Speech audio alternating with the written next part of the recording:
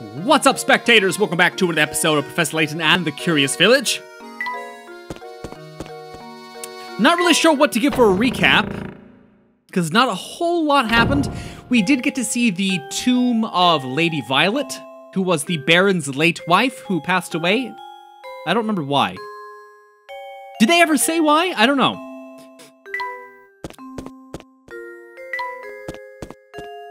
Now, where would you keep a journal?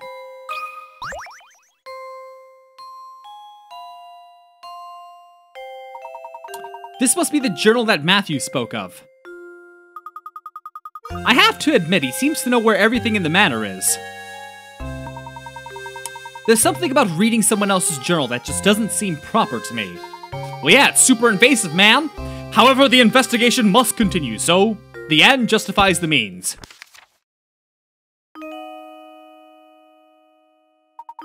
The craftsmanship of it is simply remarkable. It reminds me of my sweet Violet when she was alive. What do you suppose it refers to? Flora doesn't like the thing at all. I've seen her run away from it on multiple occasions. Recently, she spends more time playing by dear Violet's grave than anywhere else. I'm sad to say I doubt Flora will ever take to it. I can't blame her, as I've changed its memory. I felt terrible forcing that change on Flora, but I just couldn't bear to see it like that anymore. Violet, there never can be another you. You're my first, my last, my only. Changed its memory? But I'm not sure what the Baron means, but this is clearly vital information here. It's a robot, it's gotta be a robot. It's a robot, it's a Cylon. I collapsed some days ago and I've been bedridden ever since. I feel as if I've failed Flora as a father. I can only hope that when I'm gone, the people of the village look after Flora and care for her as I did. He must have been terribly ill. It seems I'm not long for this world, and the time has come for me to say goodbye to my little Flora. I have left everything in Bruno's care now. Flora, I pray you find happiness in this life. I've disclosed the location of the secret place in a note that I've left with an old friend. It is my most fervent hope that the seeker of the golden apple finds it and grants my dearest wish. Professor. Baron Reinhold's old friend. We must seek out this person, Luke. But, Professor, how can we possibly find that person with nothing but this journal to go on?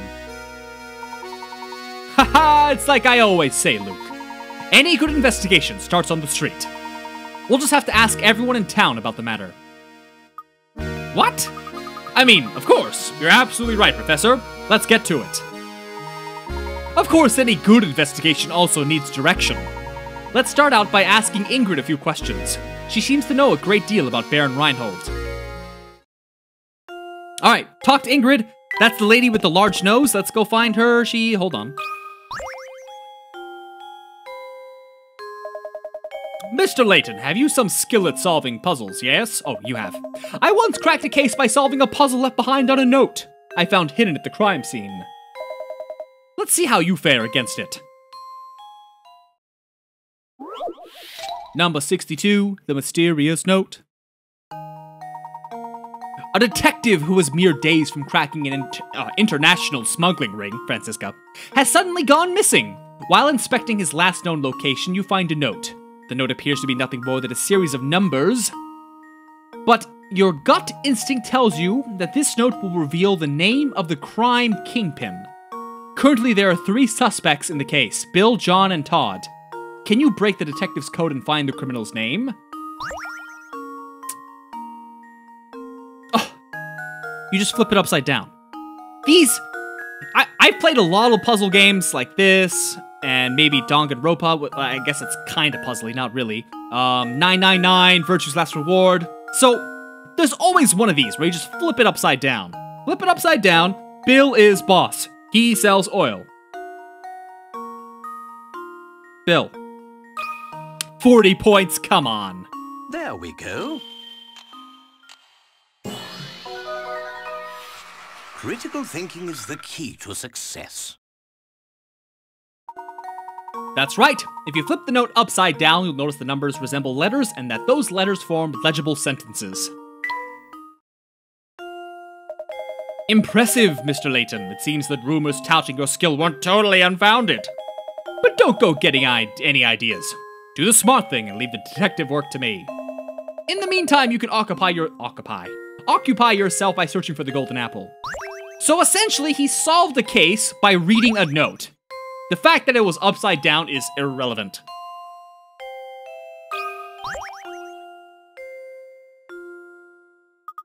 Oh, Professor, how fortunate that you're here at a time like this.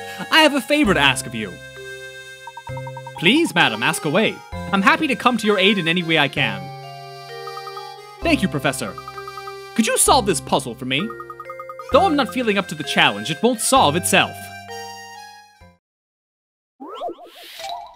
63. How old is Mom?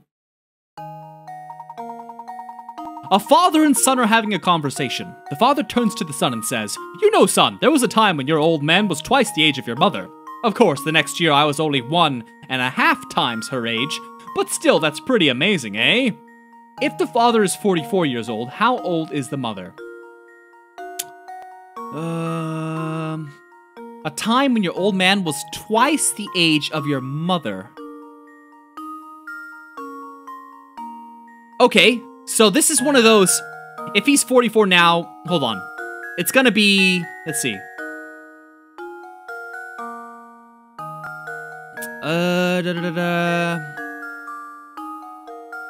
Only 1.5 times her age. So, let me think. If he was something like 4, then she'd be 3. That's not double. Twice the age.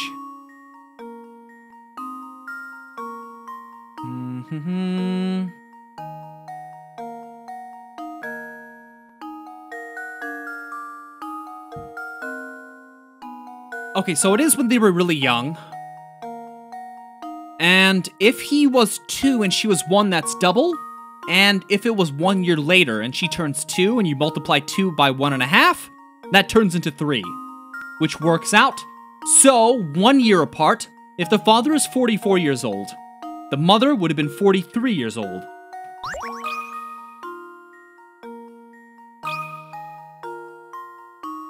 That should do it. Another puzzle solved. That's right, the mother is 43 years old. When the boy's father was 2 years old, his mother was 1. The next year he turned 3 and she turned 2. When you realize this is the only combination of ages that yield the ratios mentioned in the problem, everything starts to make sense. What a relief! I can finally stop thinking about that silly puzzle. You have my thanks. A splendid painting, Layton.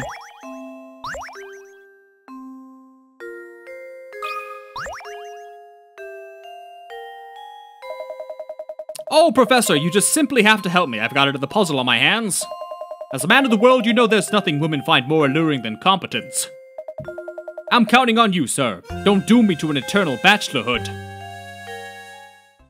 So by proving your competence, you're coming to me to do this for you. You are going to die alone, my good man. The cross shape on the pinboard below has 9 pins inside it and 16 outside it. Let me see, 1, 2, 3, 4, 5, 6, 7, 8, 9. Okay. Remember that example because now it's your turn to construct a shape on the board. Can you create a cross that has 17 pins inside and 16 outside?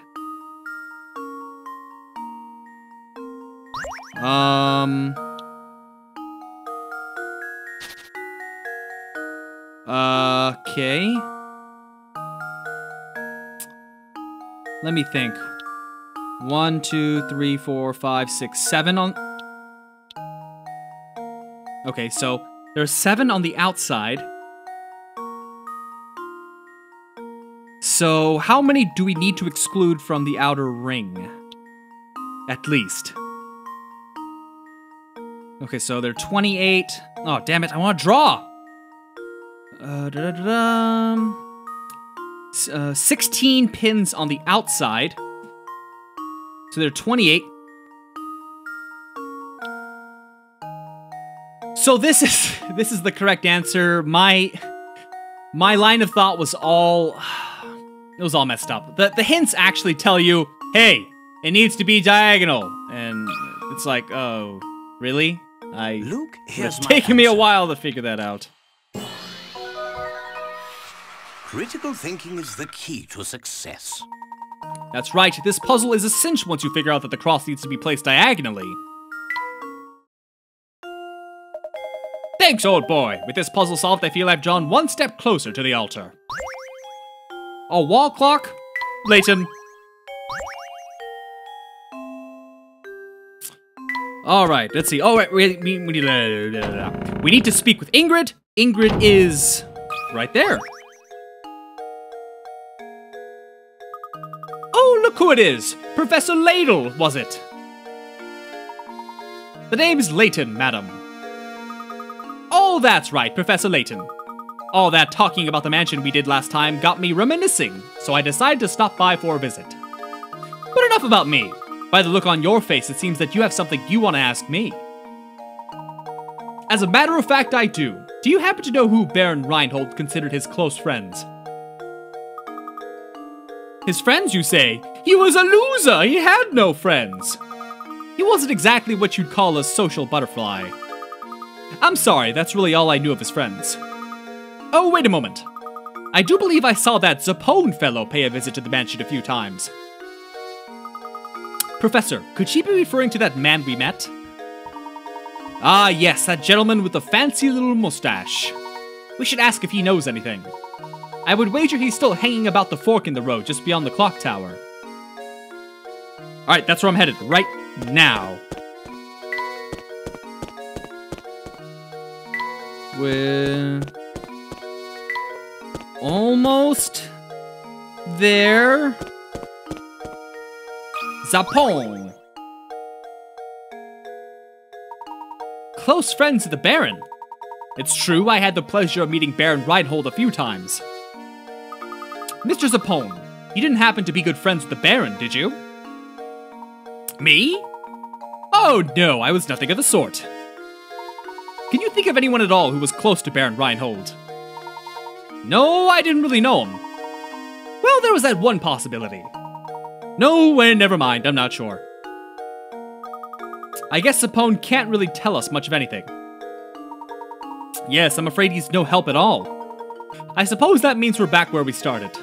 But at least we can be sure that this close friend we're after is a resident of Saint Mistier.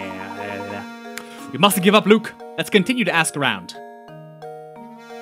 Why don't we try going into the bar or the cafe?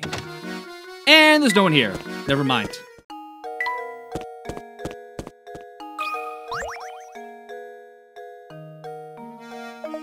Oh, a customer! Welcome, welcome. I have some great deals on sausage today, and my skirt steak will make any plate a fashion plate. Sorry to disappoint you, sir, but we didn't come here to shop. Oh, and here I was thinking I was gonna reel in a big sale. You got a hungry look about you, you know. Well, if I can't interest you with any of my fine meat products, can I at least tempt you with a puzzle? This is why you're gonna be broke. You should have been like, why don't you buy some of my meat and I'll tell you all about it. Instead, I got a free puzzle, and now you're going home with no money. This is worth 40? Somebody ate the butcher's sausages. Here's what these 4 boys have to say. B ate the sausages. D ate them all up. I didn't eat them, no way. B's totally lying.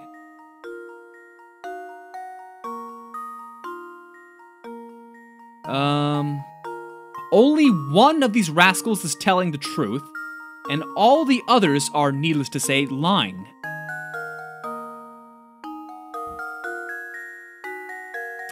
One is telling the truth.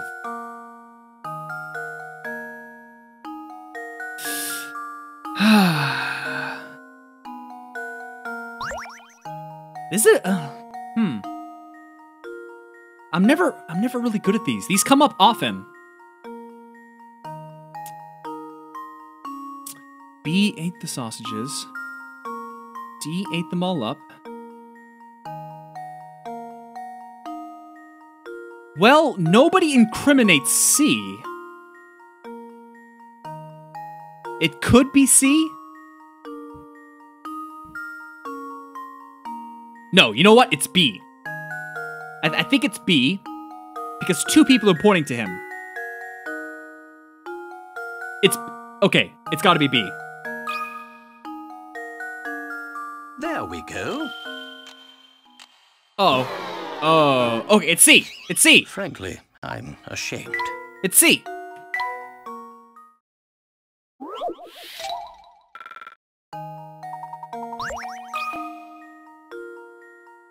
There we go. Every puzzle has an answer.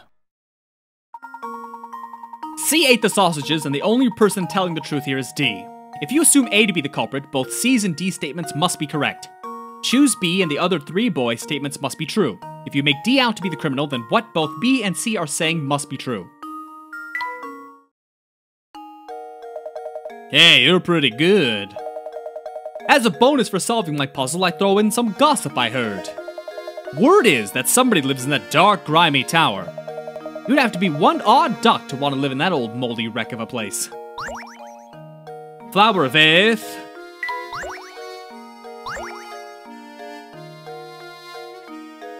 Okay.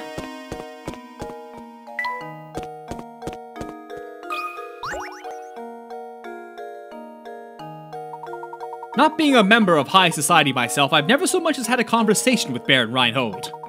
Now, Sonny, much as I'd like to keep chatting, I'm awfully tired. I think I need to go lie down. Are you feeling unwell, sir?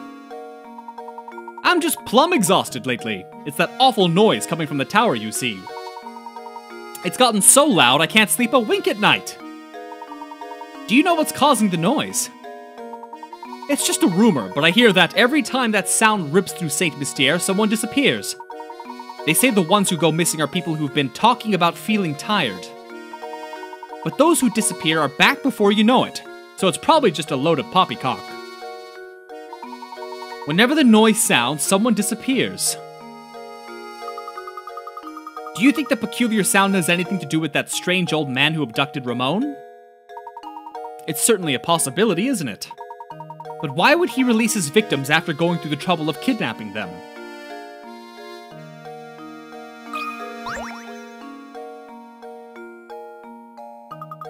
Professor, there's something on the ground here. You're right. It appears to be a scrap of paper. Will you check if anything's written on it? Sure thing. Let's see here. The boss complimented my latest model today. He's a good guy, and he's given me a new sense of purpose. I'm sure this is my true calling. I want to perfect my skills so I can repay the man for his generosity. This sounds a great deal like a journal entry, doesn't it? I'm telling you, it's robots! He made a robot model, and his boss thanked him for it. I imagined he was under the employ of the Baron. I've constructed models to fit every situation just like the boss asked me to. I gotta smile when I see how interested he is in them. That's the end of the entry. Do you suppose this person made some sort of models for a living? I'm starting to wonder if anyone in this town is real at all.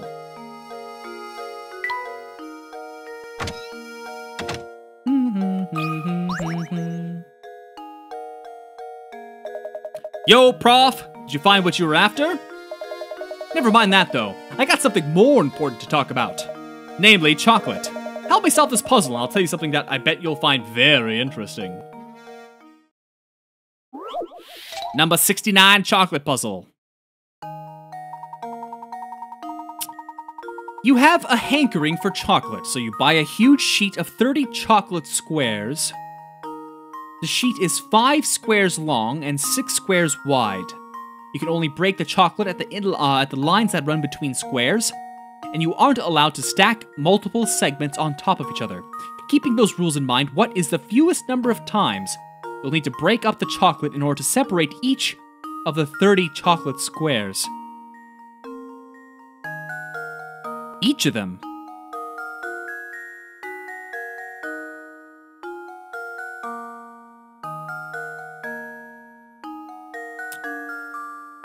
Fewest number of times you'll need to break the chocolate in order to separate each of the 30 chocolate squares.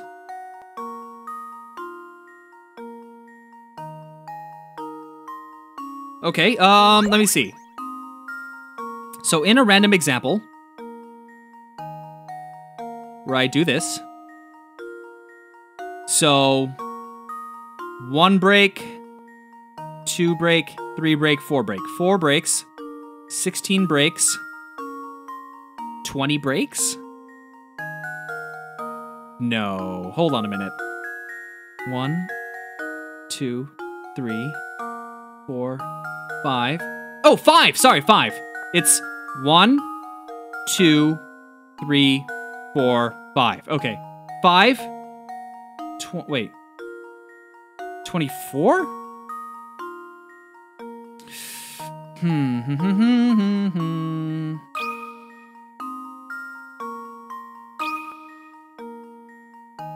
There we go.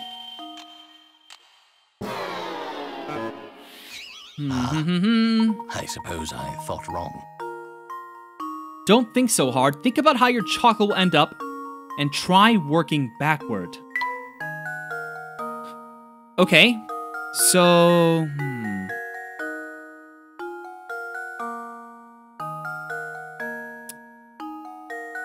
So, if I work backwards, you'll end up having 30 individual pieces of chocolate.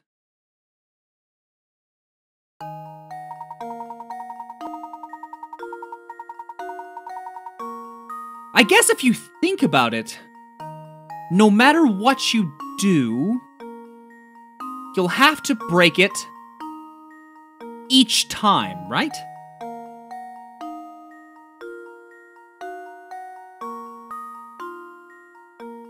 If you want 30 pieces,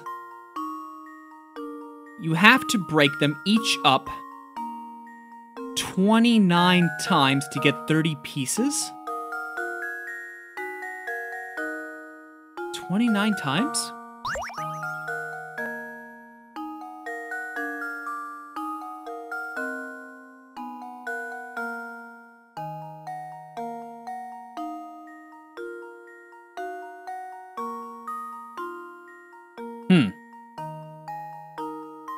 I guess no matter what you did, you'd always have to... Okay. I think this is one of those trick questions. That should do it. Where it doesn't matter how you actually break up the segments. Critical thinking is the key to success. That's right. If you follow the rules set out in the puzzle, then it really doesn't matter how you break up the chocolate. The number of segments you have increases by 1 each time you break a chunk off the sheet.